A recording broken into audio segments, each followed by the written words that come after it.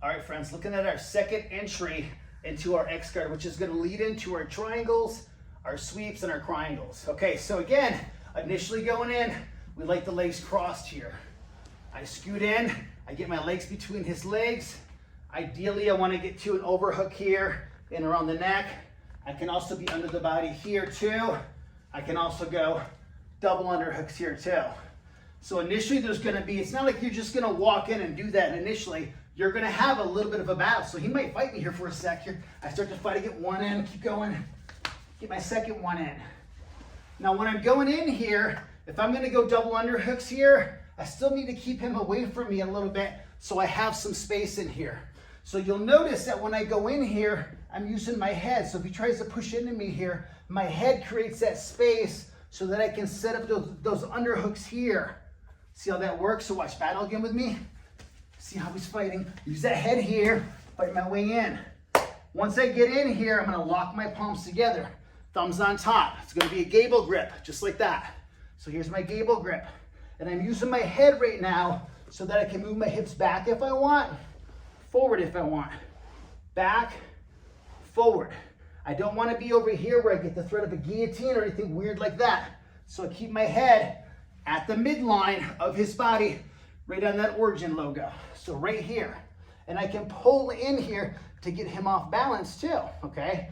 Now if I start to get him off balance here, he doesn't like that because he thinks I'm gonna come up and put him on his butt. So he'll start to go forward. I'm gonna go back and I'm gonna lift up here.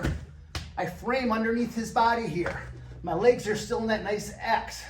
My right hand is gonna go towards his leg. That sets up my left hook. My right hook goes underneath his hip here. And I'm right back where I want it to be in my X guard position, okay? Let's do it again. So initially going in, we're here in that butterfly guard. Once we get in there and we wanna fight with him, we use our head inside here to push off his body here. We might get an overhook here too. If we get an overhook, I try to get to an underhook here. Okay, so that way I have one over the arm, one under the arm here. I can also go to here like we did on the last rep. This time I'm gonna go with an over here and an under here. And I'm gonna start to do the same thing again. I lift, I go under that leg. See how I lift my head up here so I can move my body? My left leg is gonna slide down, open him up. My right leg comes under the hip here and I hug against that leg. And again, I like to keep him opened up so he doesn't have good base. So if you think about balance, right? If your legs are too narrow, you have bad balance.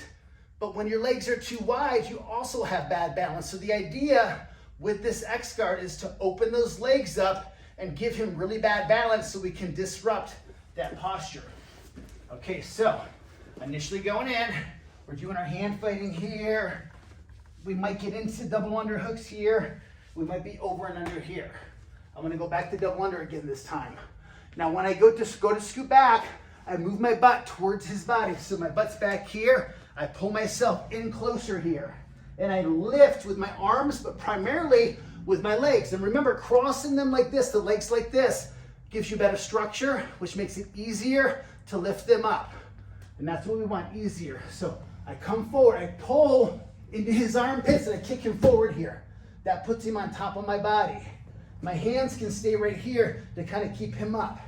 Slide down 1, 2, 3. Pull myself into that leg right here. And then I can start setting up all my attacks from there. I can disrupt his base, put him on his back, and set up all the fun stuff that I want to set up, which is what we're going to get into in our next section, how to disrupt that base.